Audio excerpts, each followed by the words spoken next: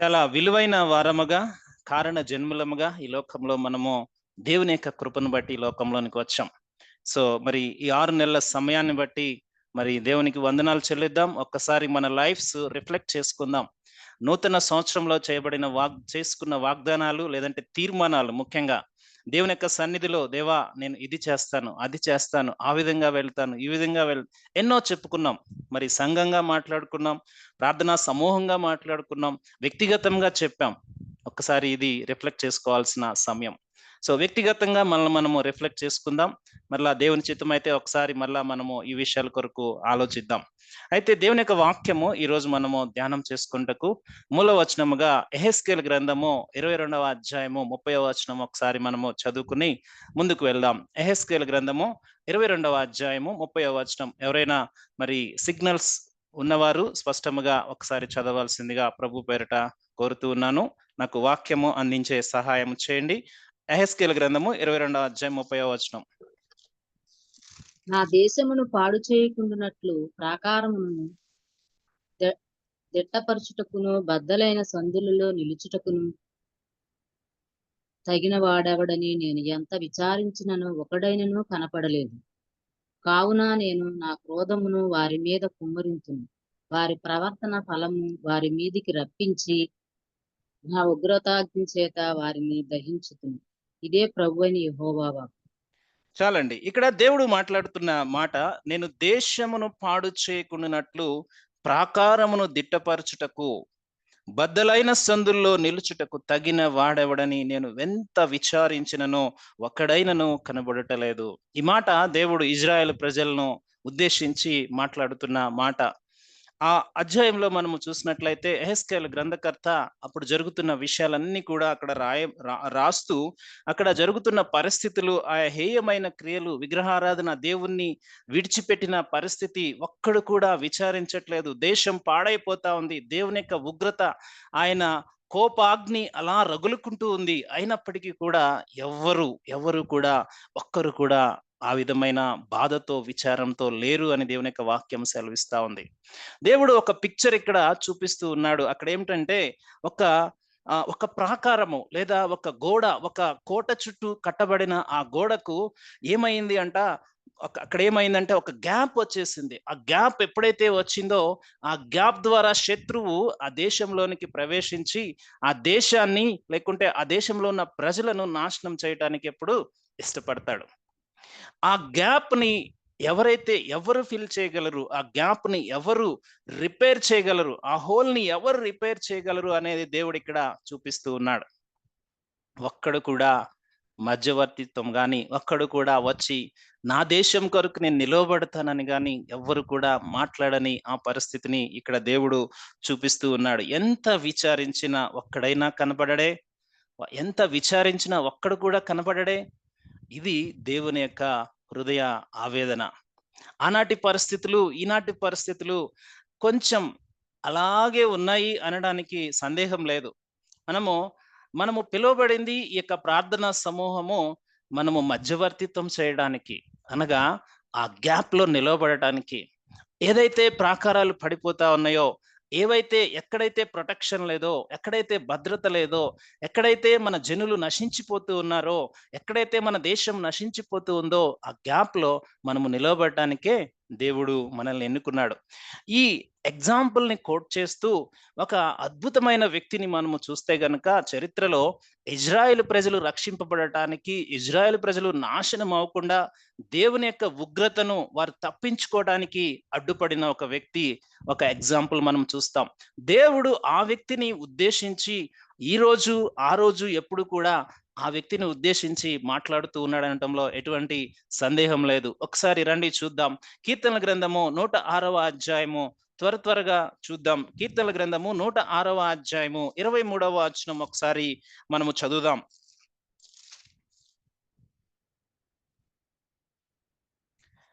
అప్పుడు ఆయన, నేను వారిని నశింపజేసేదనెను. అయితే ఆయన వారిని నశింప చేయకుండునట్లు ఆయన కోపము చల్లార్చుటకై ఆయన ఏర్పరచుకొనిన మోషే ఆయన సన్నిధిని నిలిచి అడ్డుపడెను. ఎప్పుడు కీర్తనకారుడు ఇక్కడ మరి జరిగిన చరిత్ర అంతా రాస్తూ ఉన్నాడు. ఇజ్రాయేల్ ప్రజలు ఐగుప్తు దేశాన్ని దాటి అరణ్యంలోనికి వచ్చి ఆ దేవుడు ఆ యొక్క మరి ఆ నిబంధన, దేవుని యొక్క ఆజ్ఞలు, దేవుని యొక్క ధర్మశాస్త్రము వారికి మరి ఇస్తున్న సమయంలో, మోషే కొండ మీద ఉన్న సమయంలో మరి వీరేం చేశారంట?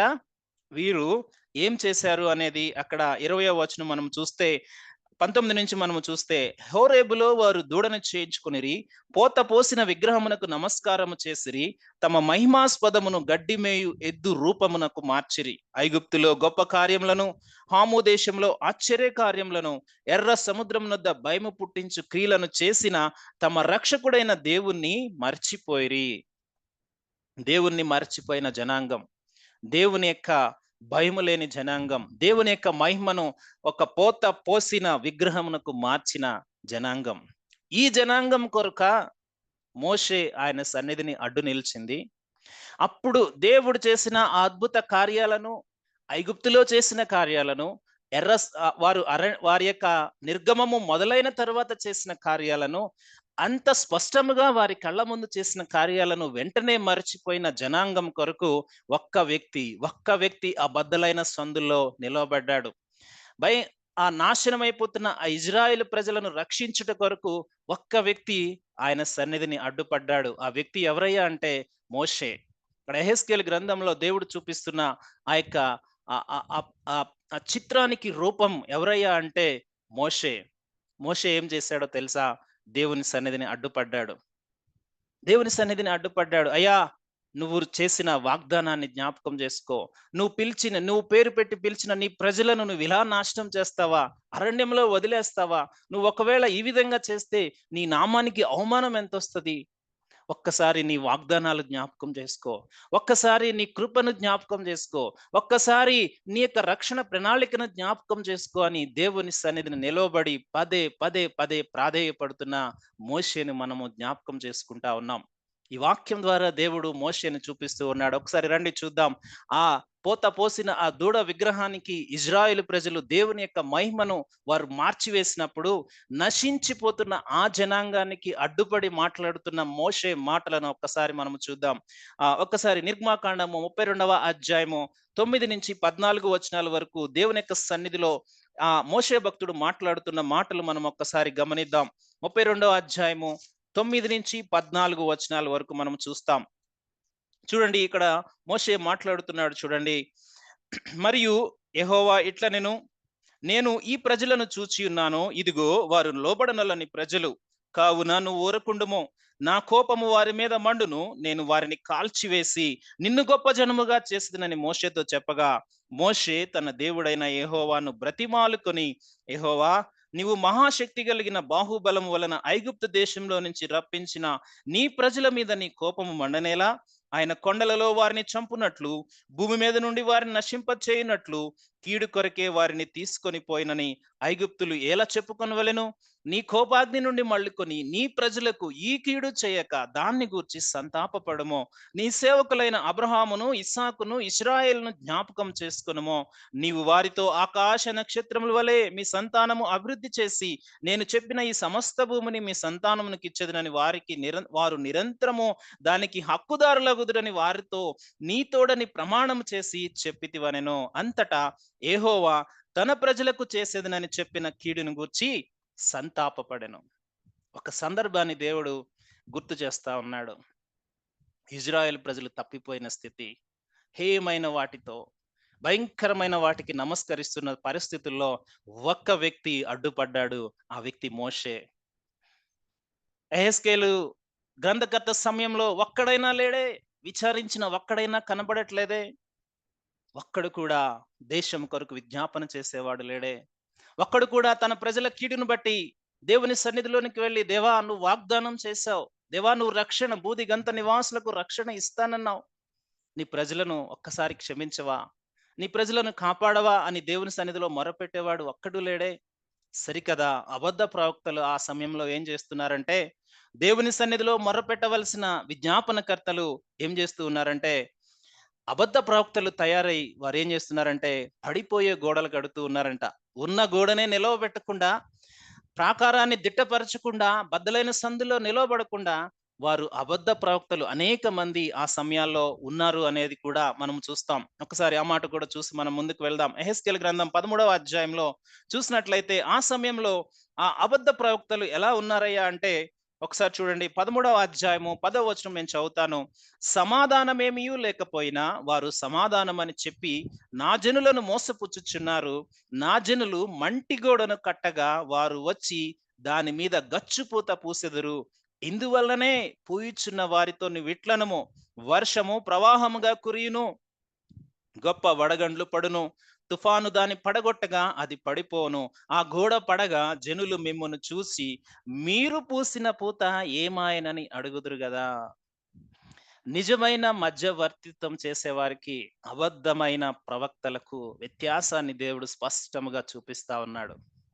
ఒక వ్యక్తి దేశ క్షేమం కొరకు, జనుల క్షేమం కొరకు, తన ప్రజల కొరకు ఆలోచించేవాడు ఎప్పుడు కూడా దివారాత్రములు దేవుని సన్నిధిలో మోషే వలె సాగిలపడి బతిమిలాడుతూనే ఉంటాడు. కానీ అబద్ధ ప్రవక్తలు ఏం చేస్తారో తెలుసా? ఎప్పుడు మీకు సమాధానమే, ఎప్పుడు మీకు క్షేమమే అని ఆయన గొర్రెలను మోసం చేసి, లేకుంటే ఆయన జనులను మోసం చేసి మట్టి గోడలు కడతారు. ఆ మట్టి గోడలు ఏమైతాయి తెలుసా? ఒక్కసారి వర్షం రాంగానే, ఒక్కసారి వరదలు రాంగానే అవన్నీ కూలిపోతాయి. దేవుని ఉగ్రతను తప్పించుట కొరకు దేవునికి ఈ రోజు కావాల్సినది విజ్ఞాపనకర్తలు. అందుకే యెషయా గ్రంథంలో 63వ అధ్యాయం 5వ వచనంలో మనం చూస్తే, యెహోవా జ్ఞాపకర్తలారా విశ్రమింపకుడి, ఆయన్ను అస్సలు విశ్రమింపనీయకుడి.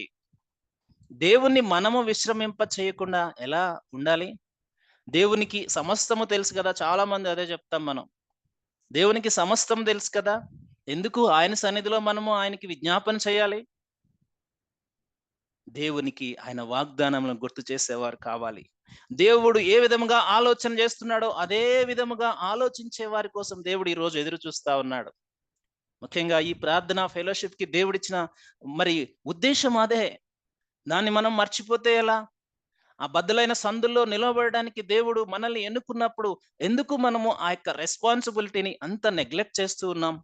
నిజంగా మధ్యవర్తిత్వం చేయగలిగే బాధ్యత కేవలం యేసు ప్రభువారు మధ్యవర్తిగా ఈ లోకానికి వచ్చి, ఆయన నరుడుకు దేవునికి మధ్యవర్తిగా వచ్చి, ఆ మధ్యవర్తిత్వాన్ని ఆయన బిడ్డలకు ఇచ్చాడు.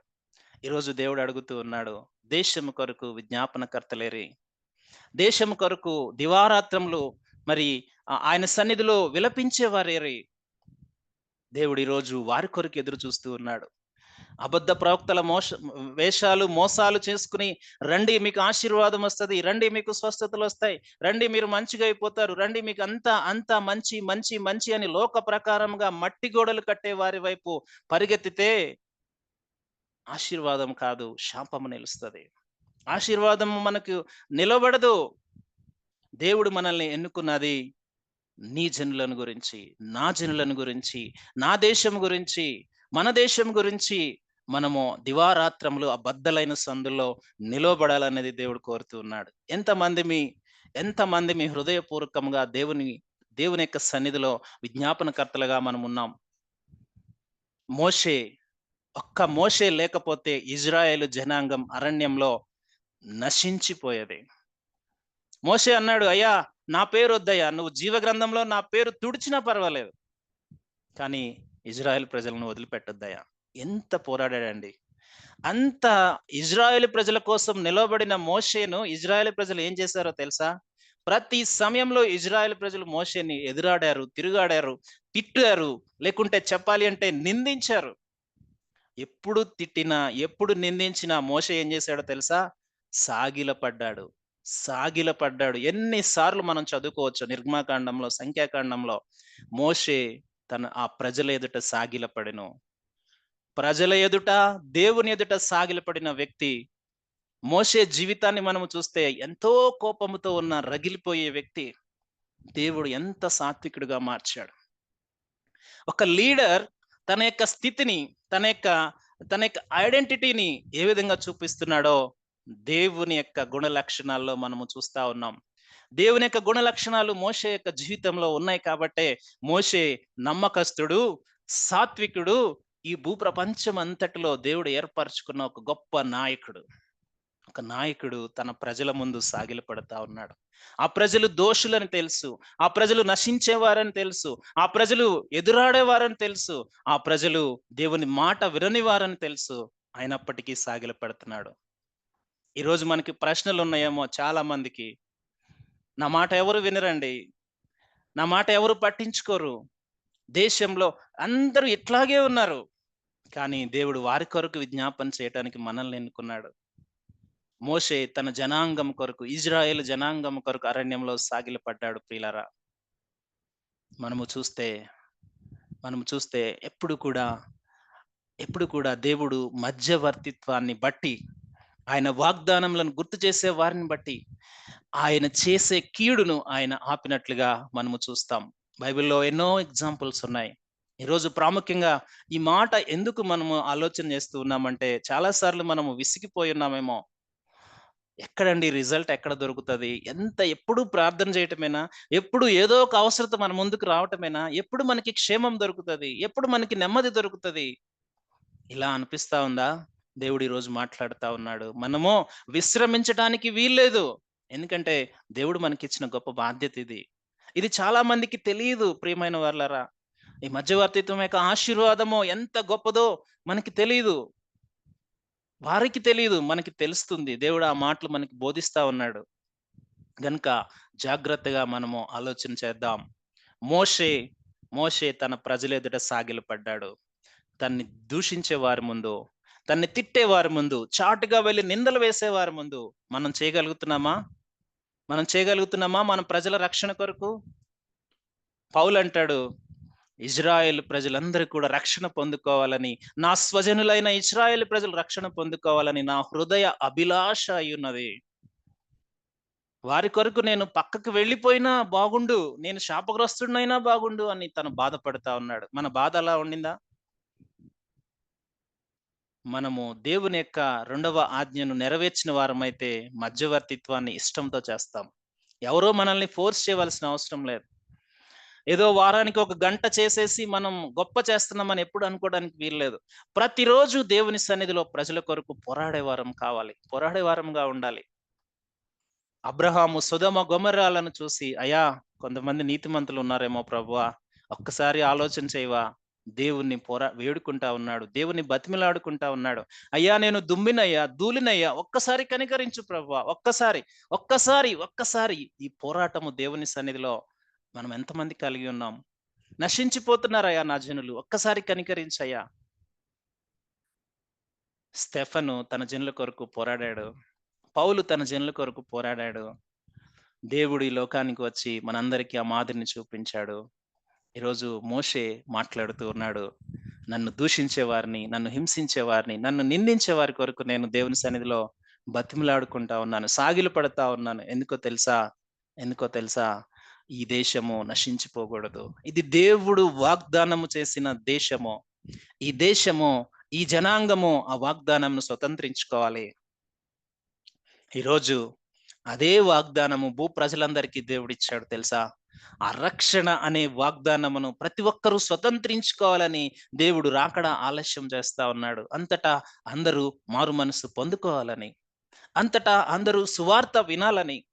ఆ 2 వాగ్దానాలు నెరవేర్చబడడానికి మధ్యవర్తిత్విగా నువ్వేం చేస్తూ ఉన్నావు? నేనేం చేస్తూ ఉన్నాను అనేది సెల్ఫ్ రిఫ్లెక్షన్. 6 నెలల సమయం గడిచిపోయింది. కానీ మన క్రియలు ఇంకా మన ఇల్లు దాటలేదేమో. చాలా సార్లు మన ప్రార్థనలు మాత్రమే మన ఇంట్లో ఉంటాయి. మన క్రియలు వెళ్ళవు. ఇంటర్సెషన్ ఎప్పుడు కూడా ఏమవుతుందో తెలుసా? ప్రార్థనలో పోరాడతాం. వారితో వ్యక్తిగతంగా కూడా మనం ఉంటాం. ఒక ఎగ్జాంపుల్ నేను చూపించి ముందుకు వెళ్తాను. మోషే మోషే, అహరోన్లు లేకుంటే మోషే తన జీవితం అంతా కూడా మధ్యవర్తిత్వంలో, అసలు మోషే యొక్క జీవితాన్ని మనము ఒక ఎగ్జాంపుల్‌గా తీసుకుంటే ఎన్నో ఉదాహరణలు మనకు కనబడతాయి. కానీ ఇంకొక ఉదాహరణ నేను చూపించి ముందుకు వెళ్ళాలని ఇష్టపడతా ఉన్నాను. చూడండి, ఒక్కసారి మనము నిర్గమాకాండము క్షమించండి, సంఖ్యాకాండము 16వ అధ్యాయము 41 నుంచి 49 వరకు ఉన్న భాగాన్ని మనము చూస్తే అక్కడ ఒక సంఘటన జరుగుతా ఉంది. అక్కడ ఒక సంఘటన జరుగుతా ఉన్నప్పుడు మోషే, అహరోన్లు ఎట్టి రీతిగా మధ్యవర్తిత్వం చేస్తున్నారో ఒక్క మాట జ్ఞాపకం చేసుకుని మనం ముందుకు వెళ్దాం. ఈ బద్దలైన సందులలో చనిపోతున్న వారికి మధ్యలో బ్రతికి ఉన్న వారికి మధ్యలో దేవుడు వారిని నిలవబెట్టిన విధానాన్ని మనము చూస్తాం. సంఖ్యాకాండం 16వ అధ్యాయము 41 నుంచి 49 వరకు ఉన్న భాగంలో మనము చూస్తే, ఇక్కడ అప్పటికే కొంతమంది విరోధులు మోషేకి, అహరోనుకి విరోధంగా వారు నిలబడ్డారు. వారి పేరు కోరాహు, అలాగే దాతాను, అబిరాములు. వీళ్ళందరిని బట్టి దేవుడు వారిని శిక్షించాడు. వారు భూమి అప్పటికప్పుడు వారు నిల్చున్న ప్రాంతంలో వారి కుటుంబాలతో సహా మింగివేయబడ్డారు. అయితే ఈ సంగతులన్నీ చూస్తున్న ఇజ్రాయెల్ ప్రజలు మరలా మోషే, అహరోనుల మీద తిరుగుబాటు చేశారు. దేవునికి భయంకరమైన కోపం వచ్చింది. ఆ కోపం ఎలా ఉండిందంటే, సమాజంలో కొంతమందిని ఆ తెగులు ద్వారా దేవుడు నశింపజేస్తూ ఉన్నాడు. ఆ సమయంలో మోషే, అహరోనులు వారు దేవుని సన్నిధిలో వారు నిలవబడి భయభ్రాంతులైపోయి అహరోనుతో చెప్తూ ఉన్నాడు, అన్నా నువ్వు వెంటనే ఏం చేస్తావంటే ఆ దేవుని యొక్క ధూపార్తిని తీసుకుని వెళ్ళి ఆ చనిపోతున్న వారికి, బ్రతికి ఉన్న వారికి మధ్యలో నువ్వు నిలబడు. నేను దేవుని సన్నిధిలో ఆయన్ని బతిమలాడుకుంటా ఉంటాను, ఆయన వేడుకుంటా ఉంటాను. నువ్వు వెళ్ళి వారి మధ్యలో నిలవబడు. చనిపోతున్న వారికి, బ్రతికున్న వారికి మధ్యలో నువ్వు వెళ్ళి నిలవబడు. ఎప్పుడైతే అహరోను త్వరగా ఆ వృద్ధాప్యంలో ఉన్న అహరోను వెళ్ళి వారి మధ్య నిలవబడ్డాడో, దేవుని యొక్క ఉగ్రత ఆగిపోయింది. చనిపోతున్న వారికి, బ్రతికి ఉన్న వారికి మధ్యలో అహరోను వెళ్ళి నిలవబడ్డాడు. ప్రియమైన వారలారా, విజ్ఞాపన ప్రార్థన అంటే ఏంటో తెలుసా? బ్రతికి ఉన్న వారికి, చచ్చిన వారికి మధ్యలో మనం నిలబడి ఉన్నాం ఈరోజు. ఎప్పుడైతే అహరోను అక్కడ నిలబడి ఉన్నాడో, తెగులు ఆగిపోయింది. దేవుని యొక్క ఉగ్రత ఆగిపోయింది. ఈరోజు దేవుడు మనకిచ్చిన బాధ్యత, ఉద్దేశం ఏంటో తెలుసా? చచ్చిన వారికి, బ్రతికిన వారికి మధ్యలో మనం ఉన్నాం. రక్షింపబడిన వారికి, రక్షణ పొందుకోవలసిన వారికి మధ్యలో మనం ఉన్నాం. వారింకా రక్షణలోనికి రాలేదే, వారింకా నశించిపోయే ఉన్నారే, వారింకా దేవుని తెలుసుకోలేదే. దాని గురించి మనము ఎప్పుడు కూడా ఆ గ్యాప్ని ఫిల్ చేయాల్సిన వారంగా మనం ఉన్నాం. ఆ గ్యాప్ మేబీ కుటుంబాలు అవ్వచ్చు, ఆ గ్యాప్ మేబీ సమాజంలో అవ్వచ్చు, ఆ గ్యాప్ మేబీ దేశంలో అవ్వచ్చు. కానీ నువ్వు నిలబడి విసుకక ప్రార్థన చేస్తున్నావా? నిలబడి విసుకక వేడుకుంటున్నావా? నిలబడి ఆ ప్రాంతంలోనికి వెళ్ళి నువ్వు సహాయం చేస్తున్నావా అనేది దేవుడు ఈరోజు చూస్తా ఉన్నాడు. నా మాటలు అర్థమవుతున్నాయని నేను అనుకుంటా ఉన్నాను. ఎందుకంటే నువ్వు అనుకోవచ్చు, నేను అనుకోవచ్చు, నేనెక్కడ చేస్తాను ఈ విజ్ఞాపనని. గత వారం మనం చూసాం, ఒక వీర నారీమణిగా మనందరి మధ్యలో గత వారం పరిచయమైన అబిగయీలు గురించి మనం చూసాం. కుటుంబ పరిస్థితి చూస్తే ఏ విధముగా సహాయం లేదు. భర్త పనికి మాలినవాడు, దుర్మార్గుడు, నీచుడు. అటువంటి వ్యక్తికి ఒక సుగుణవంతురాలైన అబిగయీలుని దేవుడు జతపరిచాడు. ఒక మంచి గుణ లక్షణాలు కలిగిన ఒక వ్యక్తిని దేవుడు జతపరిచాడు. ఆ స్త్రీ అప్పటికి కూడా తట్టుకుంటుంది, తాళుకుంటుంది. ప్రతి పరిస్థితిలో దేవుని వైపు చూస్తూ ఉంది. తన కుటుంబాన్ని రక్షించుకోవడానికి చివరి వరకు తను పోరాడుతూ ఉంది. తను ఎంతగా తగ్గించుకుని, ఈ మాటను మనం ఎప్పుడు కూడా జ్ఞాపకం చేసుకోవాలి. మన కుటుంబ రక్షణ కొరకు మనం ఎంత తగ్గించుకుంటామో దేవుని సన్నిధిలో, అంతగా దేవుడు గొప్ప కార్యాలు చేస్తాడు. ఉగ్రత రాబోతూ ఉంది. దావీదు వస్తున్నాడు 400 మందిని వెంట పెట్టుకుని. ఉగ్రత రాబోతూ ఉంది. భర్త చూస్తే పనికి మాలిన వాడుగా ఉన్నాడు, దుర్మార్గుడుగా ఉన్నాడు. తన కుటుంబాన్ని రక్షించుకోవాలి. ఏం చేసింది? దేవుడు చేసిన మేలుకు కృతజ్ఞతగా కొన్ని కానుకలను పంపిస్తూ, వారికి ఆహారాన్ని పంపిస్తూ, తను వెళ్ళి దావీదు కాళ్ళ మీద పడి అయ్యా అంటూ ఉంది, అయ్యా నా దోషాన్ని క్షమించు. అబిగయీలు ఏం దోషం చేసింది అక్కడ? అబిగయీలు ఏమైనా దోషం చేసిందా? నెవర్. తను చాలా నీతిమంతురాలుగా ఉంది. తన దేవుడు సంకల్పంలో ఒక మొరటువాడికి, ఒక మూఢుడికి భార్యగా ఉండి కూడా తన యొక్క బాధ్యతను ఎంతో బాధతో, ఎంతో ఖచ్చితత్వంతో, ఎంతో నీతితో తన బాధ్యతను నెరవేర్చించింది. ఆ కుటుంబం కొరకు తను దివారాత్రములు పోరాడుతూనే ఉంది, కష్టపడుతూనే ఉంది, దేవుణ్ణి వేడుకుంటూనే ఉంది. ఉగ్రత వస్తూ ఉన్నప్పుడు మరలా స్వయంగా తను వెళ్ళి ఆ గ్యాప్ లో నిలబడతా ఉంది. జాగ్రత్తగా ఆలోచించండి ప్రియులరా. ఉగ్రత వస్తూ ఉంది, అరే నేను ఎన్ని చెప్పినా నా భర్త వినలేదే, రానీలే అని తను ఆలోచన చేయలేదు. దేశం మీదకి ఉగ్రత వస్తూ ఉంది, కుటుంబాల మీదకి ఉగ్రత వస్తూ ఉందంటే ఈరోజు అబిగయీలు లాంటి వారు వెళ్ళి ఆ గ్యాప్ లో నడవాలి. అక్కడ ఆ గ్యాప్ లో నిలబడాలి. అయ్యా ఈ దోషం నాదయ్యా, నువ్వు ఒక్కసారి దావీదు, నువ్వు ఒక్కసారి ఆలోచన చెయ్యి. నువ్వు దేవుని యుద్ధంలో జరిగించిన వాడవు, జీవము గల దేవుని సైనికుడవు. నువ్వు నీ చేతికి రక్తం అంటకూడదు కదా. నువ్వు దేవుని యొక్క ఆశీర్వాదంలో ఉన్నవాడవు. దేవుడు నిన్ను ఎన్నుకున్నాడు. దేవుని యొక్క వాగ్దానాలు నీకున్నాయి. తను గుర్తు చేస్తా ఉన్నది, తను తగ్గించుకుంటా ఉంది, తన కుటుంబ పక్షమున తన దోషముగా ఎంచుకుంటా ఉంది. రెండవది, దేవుని యొక్క వాగ్దానాలు గుర్తు చేస్తా ఉంది. మధ్యవర్తిత్వంలో ఎప్పుడు కూడా మన మధ్యవర్తిత్వం ఎలా ఉంటుందంటే, అబద్ధ బోధకుల మధ్యవర్తిత్వం చెప్తాను చూడండి. వాళ్ళు ఎలా చెప్తారు తెలుసా? ఈ ప్రపంచంలో నువ్వే పరిశుద్ధుడవు, మిగిలిన వాళ్ళందరూ పాపులు, నువ్వు వాళ్ళతో కలవద్దు, నువ్వు వాళ్ళతో మాట్లాడవద్దు, నువ్వు వాళ్ళ గురించి ప్రార్థన చేయవద్దు అని అబద్ధ బోధలు ఈ రోజు దరిద్రంగా తయారైన మాటలు మనం చూస్తా ఉన్నాం. ప్రియమైన వారులారా, అందరూ పాపం చేసి ఉన్నారు. మిగిలిన వారిని ప్రేమించలేని వాక్యం దేవుని వాక్యం కాదు. మిగిలిన వారి యొక్క బాధల్లో, మిగిలిన వారి యొక్క అవసరతల్లో ప్రార్థన చేయలేని క్రైస్తవుడే కాదు.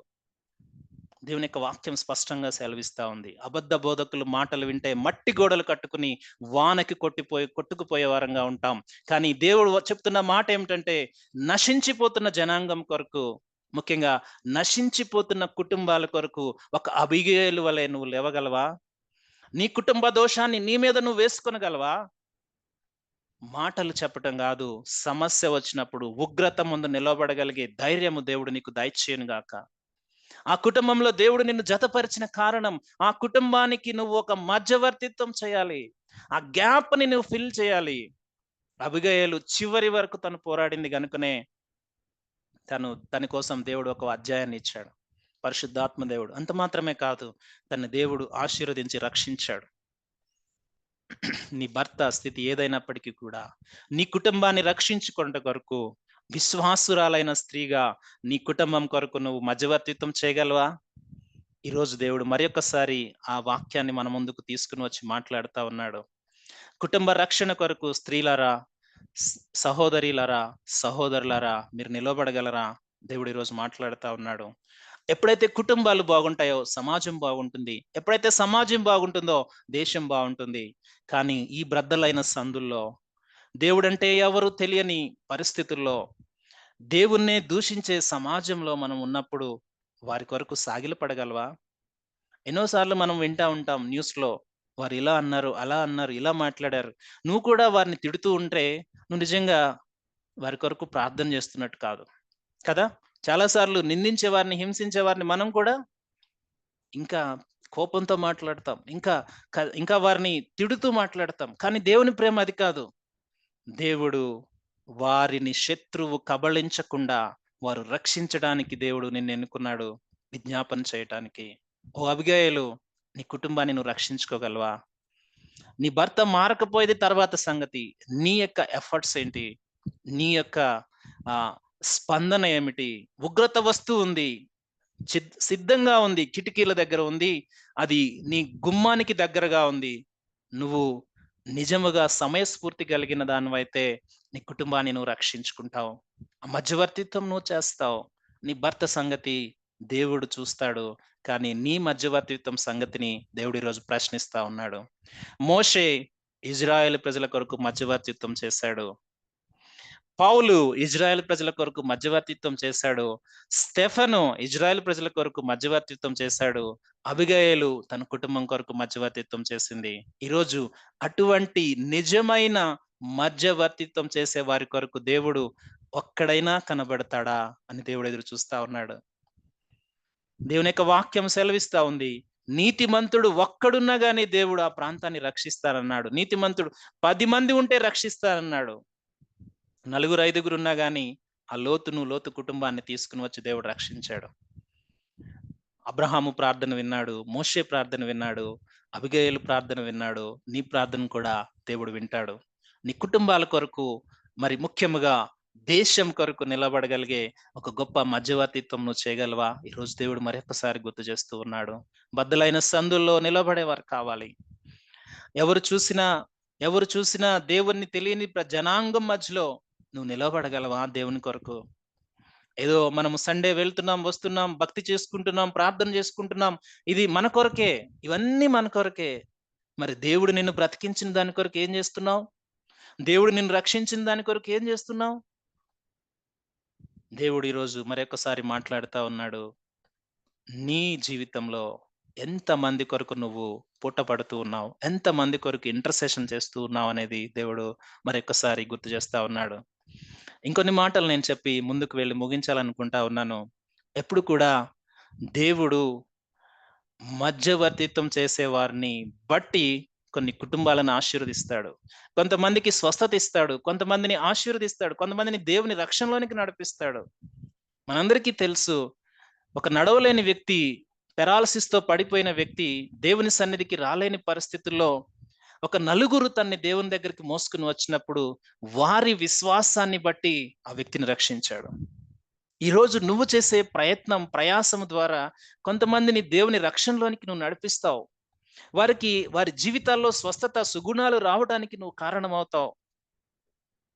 కానీ నీకు కావాల్సిందల్లా పట్టు విడవని విశ్వాసం.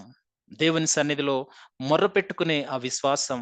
దేవుని దగ్గరకు చేర్చగడానికి నువ్వు చేసే ప్రతి ప్రయత్నాన్ని దేవుడు ఆశీర్వదిస్తాడు. ఆనాడు కనాను స్త్రీ దేవుని గురించి విన్నది.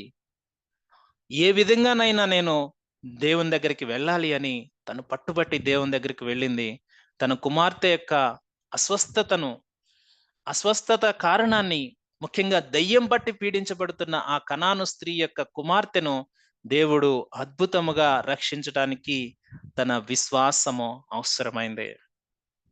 ప్రియమైన వారలారా, దేవుడు తన్ని ఎంత తగ్గించి మాట్లాడినా, ఎంత తగ్గించి మాట్లాడినా తను ఒకే మాట చెప్పింది. అయ్యా, నేను నిన్ను విడిచిపోనయ్యా. నువ్వే నా బిడ్డను స్వస్థపరిచే దేవుడవు. కుక్క పిల్లలతో దేవుడు సరిపోల్చినప్పటికీ తను తగ్గించుకుంది. దేవుణ్ణి వేడుకుంది. తన కుటుంబాన్ని కాపాడుకుంది. ఈరోజు మధ్యవర్తిత్వానికి కావాల్సింది తగ్గింపు, పట్టు విడవని ప్రార్థన, పోరాటం. ఆయన వాగ్దానాలను గుర్తు చేసే ఆ గొప్ప ఆహ్, గొప్ప ప్రార్థన పటిమ దేవుడు ఈరోజు కోరుతా ఉన్నాడు. ఈరోజు అటువంటి జాబితాలో మనం కూడా ఉండాలని దేవుడు ఇష్టపడతా ఉన్నాడు. చివరిగా ఒక వ్యక్తి గురించి నేను చెప్పి ముగించాలని ఇష్టపడతా ఉన్నాను. ఆ వ్యక్తి ఇజ్రాయేల్ గోత్రాల్లో ఒక గోత్రికుడు. తన జీవితం చూస్తే ఏ విధంగా కూడా మంచిగా లేదు. తన యొక్క తన తల్లి తను పుడుతున్నప్పుడే తనకు నేను దేవుణ్ణి స్తుతించాను అనుకుని తనకు ఒక మంచి పేరు పెట్టింది. అయితే తన జీవితం చూస్తే ఏ విధంగా కూడా మంచిగా లేదు. తను చాలా పెద్ద తప్పిదం చేశాడు. ఆ తప్పిదం నుంచి తను పాఠాలు నేర్చుకున్నాడు. అయితే ఆ వ్యక్తి ఆ వ్యక్తి ఆ గోత్రికుడు తన కుటుంబాల కొరకు, ముఖ్యంగా ఇజ్రాయేలు ప్రజలను రక్షించుట కొరకు తను ఎంతగా తన్ను తాను తగ్గించుకున్నాడో, ఎంతగా తన యొక్క సాక్రిఫైస్ తన జీవితం ద్వారా అనేక మందికి, ముఖ్యంగా ఆ ఇజ్రాయేల్ ప్రజలకు నేర్పించడానికి తను ఇష్టపడ్డాడో మనము చూస్తాం. తన పేరు యూదా. ఆ యూదా తన సహోదరులందరిలో కూడా మరి తను ఒక ముఖ్య నాయకుడిగా ఉన్నాడు. ఆ నాయకత్వ పటిమ దేవుని యొక్క ప్రణాళికలో యూదా గోత్రానికి దేవుడు దయచేశాడు. అయితే చూడండి, ఎప్పుడైతే యోసేపును మరి అన్నదమ్ములందరూ చంపడానికి ఇష్టపడ్డారో, యూదా ఒక మాట అన్నాడు.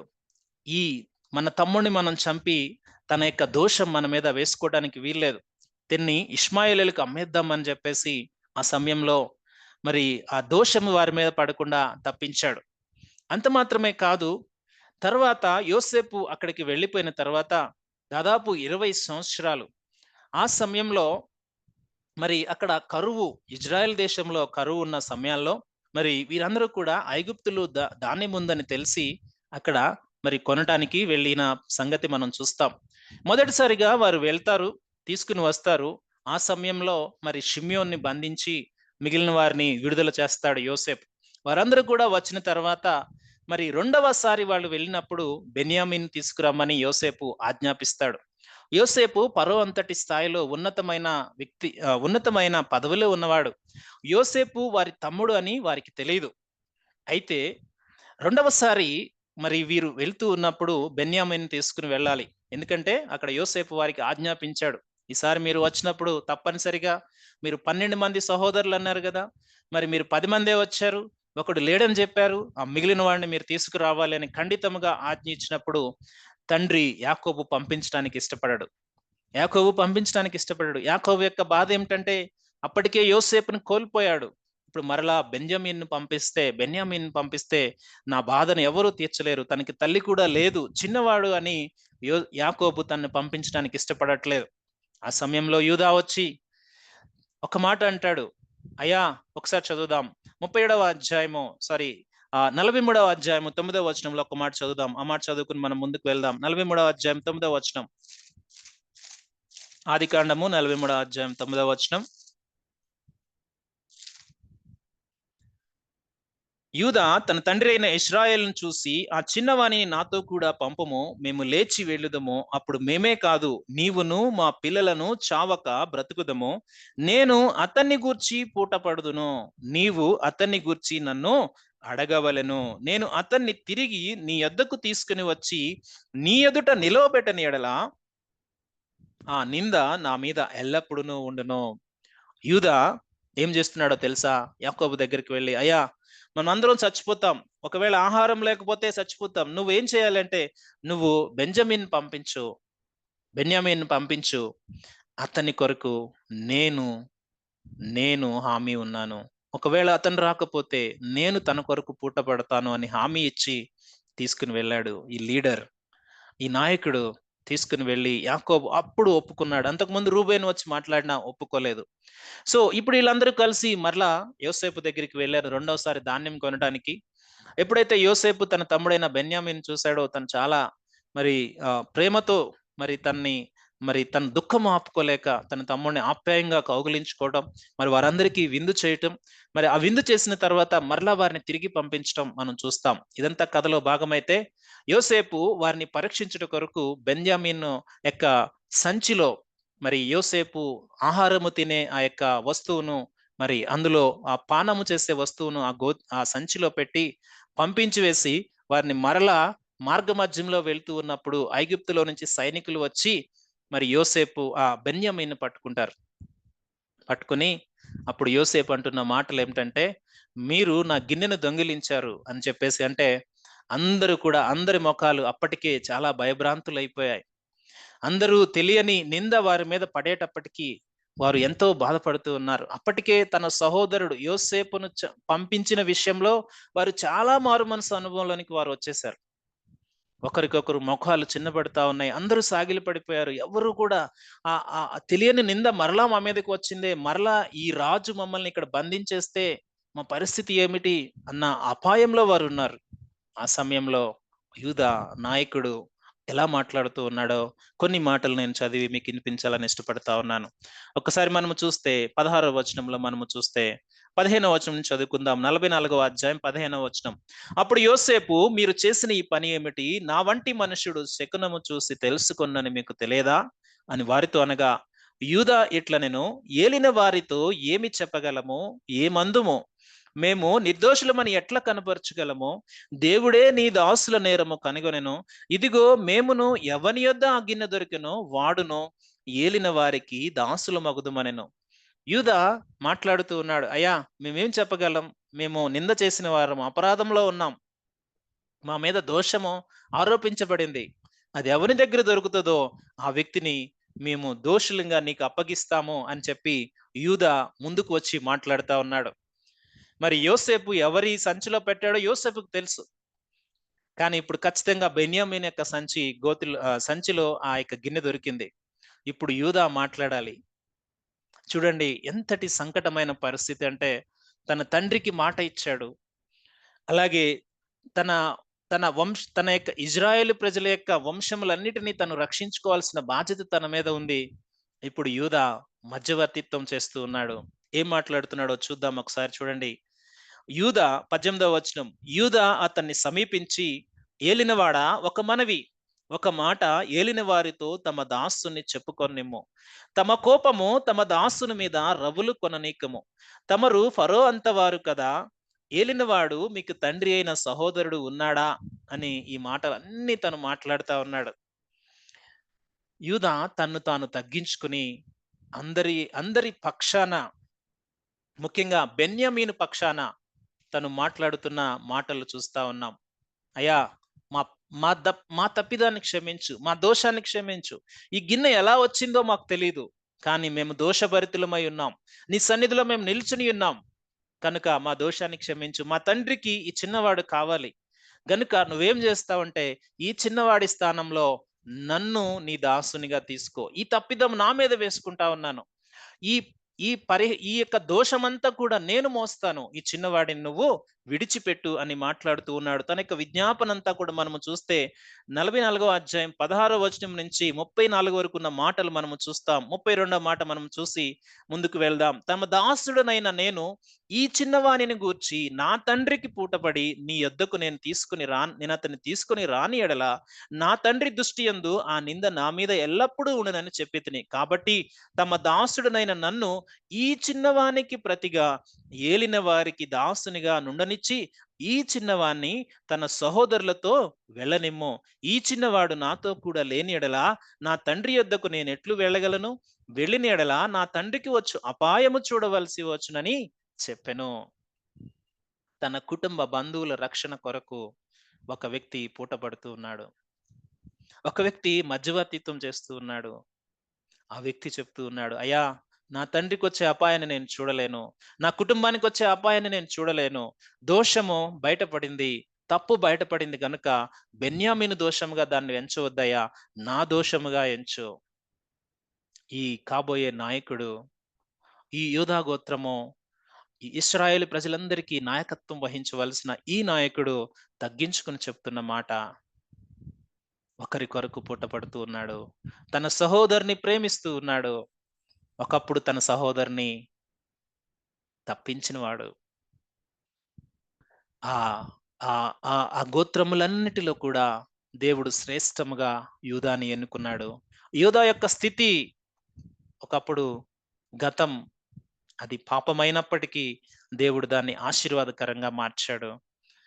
ఈ నాయకుడు తన్ను తాను సాక్రిఫైస్ చేసుకుంటూ ఉన్నాడు. ఇతరుల దోషాన్ని తన మీద వేసుకుంటా ఉన్నాడు. ముఖ్యంగా తన సహోదరుని యొక్క దోషాన్ని తన మీద వేసుకుంటూ ఉన్నాడు. తన సహోదరుని మీద వచ్చిన నిందను తన మీద వేసుకుంటా ఉన్నాడు. అయ్యా, నేనేమని చెప్పగలనయ్యా? ఈ దోషము నాది, ఈ నింద నాది, ఈ కష్టము నాది, ఈ అవమానము నాది, ఈ నశించిపోతున్న మమ్మల్ని రక్షించవా అని ప్రార్థన చేస్తూ ఉన్నాడు. చూడండి, యోసేపుకి మొత్తం తెలుసు. యోసేపు కావాలనే పరీక్ష పెడుతూ ఉన్నాడు. జాగ్రత్తగా ఆలోచన చేద్దాం. చాలాసార్లు దేవుడు మన జీవితాల్లో కావాలనే మనల్ని పరీక్షిస్తూ ఉంటాడు. కానీ మన స్పందన ఎలా ఉంటుంది? మన స్పందన ఎలా ఉంటుంది? ఎప్పుడు కూడా నా సహోదరుడు దోషం చేశాడు, నా సహోదరుడు తప్పు చేశాడు, నా సహోదరుడు తప్పిపోయాడు, లేకుంటే నా కుటుంబంలో పలానా వ్యక్తి ఇలా ఉన్నాడు, పలానా బంధువులు ఇలా ఉన్నారు, పలానా స్థితి ఇలా ఉందని వారి మీద ఎప్పుడు వేలు ఇలా ఇలా ఇలా మనం చూపిస్తూనే ఉంటాం. కానీ పరీక్షిస్తున్న దేవుడు అడుగుతున్నది ఏమిటంటే, వారి దోషము నీ దోషముగా నువ్వు ఎంచగలవా? వారి పాపము నీ పాపముగా నువ్వు చేసుకుని దేవుని సన్నిధిలో మరలెడగలవా? ఒకప్పుడు నెహెమ్యా తన పితరుల దోషమును తన మీద వేసుకుని దేవుని సన్నిధిలో దివారాత్రములు అంగలార్చాడు. 120 రోజులు అంగలార్చి తన ప్రజల పాపము పరిహారము కోసం దేవుని వేడుకున్నాడు. దేవుని వాగ్దానాలు గుర్తు చేశాడు. ఒకప్పుడు దానియేలు 9వ అధ్యాయంలో మనము చూస్తే తన ప్రజల కొరకు, అయ్యా, ఈ దోషము నాదయ్యా, నా మీద వెయ్యి, నా ప్రజలు రక్షింపబడాలి ప్రభువా, నా బంధువులు రక్షింపబడాలి ప్రభువా, నా స్నేహితులు రక్షింపబడాలి ప్రభువా. తగ్గింపు, పాపముల యొక్క పరిహారము మనతోనే మొదలవుతుంది. మనం ఎప్పుడు కూడా పవిత్రులం అనుకుని మధ్యవర్తిత్వం చేయవద్దు. మనం ఏదో గొప్పవారం అనుకుని మధ్యవర్తిత్వం చేయొద్దు. దేవుడు కోరుతున్నది ఏంటంటే తగ్గింపు మనస్సు, పట్టు విడవని పోరాటం, దేవుని వాగ్దానాలు గుర్తు చేసే సమయస్ఫూర్తిని దేవుడు అడుగుతూ ఉన్నాడు. ఆ దేవుడు కరుణామయుడు. ఆ దేవుడు అన్ని తెలిసి మన జీవితాల్లో ఆయన అనుమతిస్తున్నాడు. యోసేపుకు సమస్తము తెలుసు, కానీ పరీక్ష పెట్టినప్పుడు రెస్పాన్స్, అందరి పక్షాన ఒక్కడు వచ్చాడు. ఆ ఒక్కడు ఎవరు అంటే యూదా. ఆ యూదాకి దేవుడిచ్చిన వాగ్దానం ఏంటో తెలుసా? యూదా, నీ సహోదరులందరూ నిన్ను 49వ అధ్యాయంలో యాకోబు పరిశుద్ధాత్మ దేవుని ప్రేరణతో రాబోయే సంగతులన్నీ చెప్తూ ఉన్నప్పుడు యూదా 8వ వచనం, 49 వచనం, యూదా, నీ సహోదరులు నిన్ను స్తుతించెదరు, నీ చెయ్యి నీ శత్రువుల మెడ మీద ఉండును, నీ తండ్రి కుమారులు నీ ఎదుట సాగిలపడుదురు. యూదా కొదమ సింహము, నా కుమారుడా, నువ్వు పట్టిన దాన్ని తిని వచ్చితివి. సింహము వలెను గర్జించు ఆడు సింహము వలెను అతడు కాళ్ళు ముడుచుకుని పండుకొనెను. అతన్ని లేపువాడెవడు? షిలోహు వచ్చు వరకు యూదా యొద్ద నుండి దండము తొలగదు. అతని కాళ్ళ మధ్య నుండి రాజదండము తొలగదు. ప్రజలు అతనికి విధేయులయ్యుందురు. ఇలా మాట్లాడుకుంటూ యూదా యొక్క యూదా అని దేవుడు ఏర్పరచుకున్న విధానాన్ని దేవుడు చూపిస్తా ఉన్నాడు. ప్రియమైన వారలారా, ఆ యూదా గోత్రపు సింహముగా యేసు ప్రభువారు ఈ లోకానికి వచ్చారు. యూదా యూదా గోత్రంలో నుంచే నాయకులను దేవుడు లేపాడు. ఇజ్రాయెల్ ప్రజలను సంరక్షించాడు.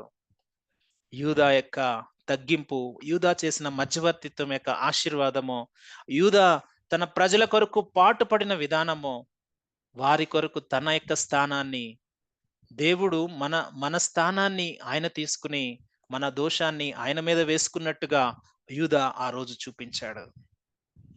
యూదా తన తమ్ముళ్ళ కొరకు, తన సహోదరుల కొరకు తన ప్రాణాన్ని బలిగా పెట్టడానికి ఇష్టపడ్డాడు. యోసేపు అప్పటి వరకు తన తమ్ముడని తెలియదు. యోసేపు ఫరో స్థానంలో ఉన్న వ్యక్తి. చూడండి ప్రియులారా, ఈ దోషము నాదయ్యా, ఈ అపవాదు నాదయ్యా, ఈ కష్టము నాదయ్యా, నేనే ఈ తప్పు చేశానని తన సహోదరుని తప్పును తన మీద వేసుకున్నాడు. మధ్యవర్తిత్వం అంటే ఇదే. ఏదో మనం ప్రార్థన చేసేస్తున్నాం, వాళ్ళని రక్షించుదేవా, వీళ్ళని రక్షించుదేవా, ఇది కాదు. నువ్వెప్పుడైనా వారి స్థానంలో ఉన్నావా? ఆ దేవాది దేవుడు ఈ లోకానికి వచ్చినప్పుడు ఎంత దీనుడై వచ్చాడు ఆయన. నా నీ రక్షకుడు ఇదిగో ఆయన గాడిద మీద వస్తున్నాడు, ఆయన సాత్వికుడు, దీనుడు. ఆ దేవుడు వచ్చి చెప్తున్నాడు, నేను పరిచారము చేయించుకోవడానికి రాలేదు, పరిచారము చేయటానికి, అనేకులకు ప్రతిగా క్రయధనము చెల్లించడానికి మనుష్య కుమారుడు ఈ లోకానికి వచ్చాడు. ఇది దేవుని మోడల్. ఇది దేవుని యొక్క మధ్యవర్తిత్వపు విధానం. అది యూదా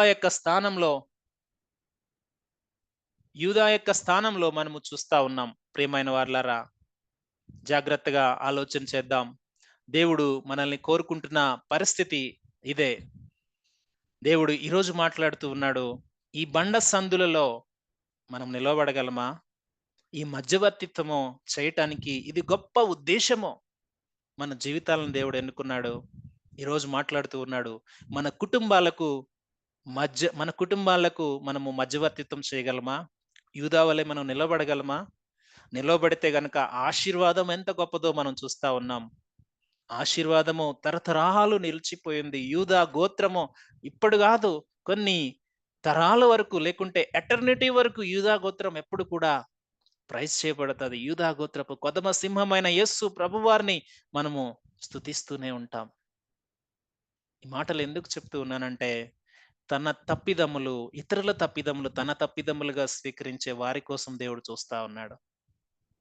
తన జనాంగము చేసిన తప్పును మోషే ఏ విధముగా, దేవా క్షమించు, ఆయన సన్నిధిని నిలబడి ఎట్లా తన మీద వేసుకుని మాట్లాడాడో, ఎట్లా యూదా తన మీద వేసుకుని మాట్లాడాడో, ఏ విధంగా అబిగయేలు తన మీద వేసుకుని మాట్లాడిందో, ఏ విధంగా పౌలు తన మీద వేసుకుని మాట్లాడాడో, ఏ విధంగా స్టెఫను తన మీద వేసుకుని మాట్లాడాడో, ఏ విధంగా ప్రభువారు మన కోసం మాట్లాడాడో, ఈరోజు అటువంటి వ్యక్తిత్వాన్ని దేవుడు కోరుతున్నాడు. ప్రియులారా, మధ్యవర్తిత్వం అంటే ఏదో కొంతసేపు ప్రార్థన చేసి వెళ్ళిపోవటం కాదు. నిజముగా ఆ భారంతో మనము రగిలినప్పుడే దేవుని కార్యాలు మనం చూడగలుగుతాం.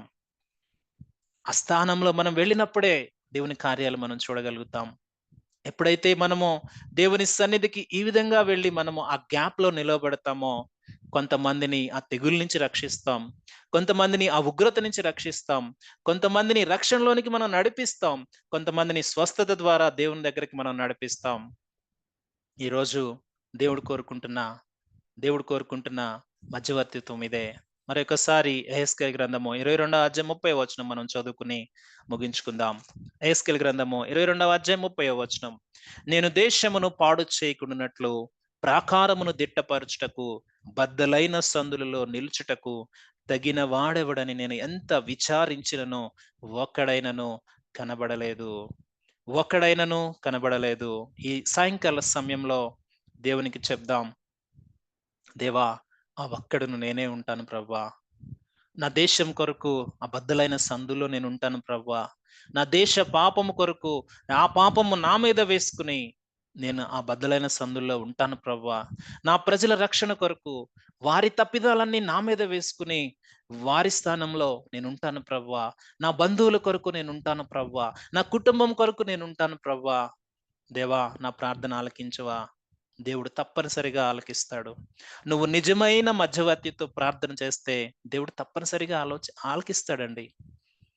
మోషే అడ్డుపడినప్పుడు దేవుడు ఆలకించలేదా? అబ్రహాము అడ్డుపడినప్పుడు ఆలకించలేదా?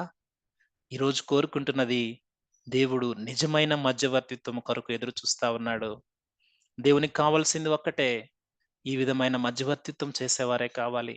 ఆ దేవుడు మన కొరకు మధ్యవర్తిగా వచ్చిన ఆ దేవుడు ఇప్పుడు మనకు ఇంకా ఆయన విజ్ఞాపనలు చేస్తూ ఉన్నాడు. మధ్యవర్తిత్వం ఆయన చేస్తూ ఉన్నాడు. అందుకే మొదటి తిమోతి పత్రిక 2వ అధ్యాయంలో ఈ మాట అంటాడు. మనుషులందరి కొరకు, రాజుల కొరకు, అధికారుల కొరకు యాచనలు, విజ్ఞాపనలు, కృతజ్ఞతలు మీరు చెల్లించవలనని దేవుని చిత్తమై ఉన్నది. ఎందుకంటే ప్రతి ఒక్కరూ రక్షణ గూర్చిన అనుభవము, సత్యమును గూర్చిన జ్ఞానము వారు కలిగి ఉండాలని, రక్షణ పొందుకోవాలని దేవుడు ఇచ్చయిస్తున్నాడు గనుక దేవుడు మనల్ని ఎన్నుకున్నాడు. ఓ అబిగయలు, ఓ యూదా, ఓ మోషే, ఓ పౌలు, నువ్వు ఈరోజు నిలబడగలవా? దేవుడు నిన్ను ఎన్నుకున్న విధానము ఒక్కసారి ఆలోచించండి. ఆలోచిద్దాం. దేవుడు మనల్ని అటు రీతిగా భద్రపరచును గాక. చివరిగా యెషయా గ్రంథం 63వ అధ్యాయం 6వ వచనం 7వ వచనం చదువుకుని మనం ముగించుకుందాం. యెషయా గ్రంథము 63, 6, 7 వచనాలు మనం చదువుకుని ముగించుకుందాం. ఇదిగో దేవుని యొక్క వాక్యము సెలవిస్తూ ఉంది. యెరూషలేమా, నీ ప్రాకారముల మీద నేను కావలి వారిని ఉంచి ఉన్నాను. రేయైనను పగలైనను వారు మౌనముగా ఉండరు. యెహోవా జ్ఞాపకకర్తలారా విశ్రమింపకుడి. ఆయన యెరూషలేమును స్థాపించు వరకు, లోకమంతటా దానికి ప్రసిద్ధి కలుగజేయ వరకు ఆయనను విశ్రమింపనీయకుడి.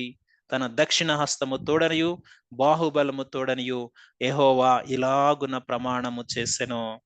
దేవుణ్ణి మనము విశ్రమించనీయవద్దు. విజ్ఞాపనకర్తలముగా ఆయన వాగ్దానములు గుర్తు చేస్తూ ఆ తగ్గింపు స్వభావముతో విసుగక పట్టు విడవక మధ్యవర్తిత్వం చేద్దాం. దేవుడు మరి మోషేకు ఇజ్రాయెల్ దేశాన్ని ఇచ్చినట్లుగా, యూదాకు ఆయన సహోదరులను ఇచ్చినట్లుగా, అబిగయేలుకు తన కుటుంబాన్ని ఇచ్చినట్లుగా దేవుడు మనకు కూడా అంత గొప్ప ఆశీర్వాదాన్ని మనకి ఇవ్వబోతా ఉన్నాడు. గనుక తల్ల వంచుదాం, ప్రార్థన చేసుకుందాం. దేవుని యొక్క వాక్యం మన మధ్యలోనికి వచ్చినప్పుడు మనము ఆ దేవుని యొక్క వాక్య ప్రకారంగా జీవించడానికి మనల్ని మనము మరి సరి చేసుకుంటూ, దేవా, ఈ సమయంలో నువ్వు నాతో మాట్లాడావు. ఈ బద్దలైన సందుల్లో నిలబడేవాడెవడు అని నువ్వు అడుగుతూ ఉన్నావు ప్రభువా. అవును తండ్రి, చాలాసార్లు నేను మట్టి గోడలే కడుతూ ఉన్నానయ్యా. నా మధ్యవర్తిత్వము కేవలం నామకార్థంగా ఉంది ప్రభువా. కేవలం లోకపరంగా ఉంది ప్రభువా. ఎవరో చూస్తారని నేను చేస్తున్నాను ప్రభువా. అలా వద్దు తండ్రి. నేను బద్దలైన సందులో నిలవబడతాను ప్రభువా. మోషే వలె నేను నిలబడతాను ప్రభువా అని చెప్దాం. మోషే ఆయన వాగ్దానాలు గుర్తు చేశాడు. దేవుని వాగ్దానాలను గుర్తు చేస్తూనే ఉన్నాడు. అయ్యా, నీ ప్రజలు ప్రభువా వీరు. నువ్వు సృష్టించిన ప్రజలు ప్రభువా, నువ్వు రక్షించిన ప్రజలు ప్రభువా అని దేవుని వాగ్దానాలు మోషే గుర్తు చేస్తూ ఉన్నాడు. అబిగయలు గుర్తు చేస్తా ఉంది. అయ్యా, ఆ దోషము నాది అనించు. నా కుటుంబం యొక్క దోషము నాదనించు. నా కుటుంబాన్ని రక్షించు. ఈ ఉగ్రత నా కుటుంబం మీదకి రావడానికి వీల్లేదు. నువ్వు అడ్డుపడుతున్నావా ఈరోజు? నువ్వు ఈరోజు అడ్డుపడుతున్నావా? ఎలా పోతే నాకెందులని నువ్వు ఆలోచన చేస్తూ ఉంటే దేవుడు ఈరోజు మాట్లాడుతూ ఉన్నాడు. అడ్డుపడే వారి కొరకు, అడ్డుగా నిలిచే వారి కొరకు దేవుడు ఎదుగుతూ ఉన్నాడు. ఈరోజు ఆ బద్దలైన సందుల్లో ప్రాకారాలు కట్టేవారు, ప్రాకారాలను దిట్టపరిచే వారి కొరకు ఎదురు చూస్తూ ఉన్నాడు. యూదా లాంటి వాడు చెప్తూ ఉన్నాడు, అయ్యా, నా సహోదరుని తప్పిదం నా మీద వేసుకుంటున్నానయ్యా. నన్ను నువ్వు దాసునిగా ఎంచు, నన్ను నువ్వు బందీ చేయి. నా కుమార్ నా దా నా నా సహోదరుని విడిచిపెట్టు, నా సహోదరుని విడిచిపెట్టు. యూదా ఎంత తగ్గించుకుని మాట్లాడుతూ ఉన్నాడో, ఎంత విజ్ఞాపన చేస్తూ ఉన్నాడో, అయ్యా, ఈ దోషము నాదయ్యా, ఈ దోషము నాదయ్యా. దానియేలు మొరపెడతా ఉన్నాడు, ఈ దోషము నాదయ్యా. నెహెమ్యా మొరపెడతా ఉన్నాడు, ఈ దోషము నాదయ్యా. మోషే మొరపెడతా ఉన్నాడు, ఈ దోషము నాదయ్యా. ఈరోజు నువ్వు చెప్పగలవా? నీ సహోదరుని ప్రేమించగలవా? నీ కుటుంబాలను ప్రేమించగలవా? నీతో ఉన్న వారిని నువ్వు ప్రేమిస్తున్నావా? నువ్వు నిజముగా ప్రేమిస్తే వారి కొరకు మధ్యవర్తిత్వం చేస్తావు. నువ్వు నిజముగా ప్రేమిస్తే వారికి సహాయం చేస్తావు. నువ్వు నిజముగా ప్రేమిస్తే దేవుణ్ణి విశ్రమింపనీయవు, ఆయన వాగ్దానాలు గుర్తు చేస్తావు. దేవుని సన్నిధిలో ఇటు తీర్మానం చేసుకుని ఈరోజు మనము ప్రార్థనతో ముగించుకుందాం. ప్రార్థన చేసుకుందాం. ఎవరైనా ఒక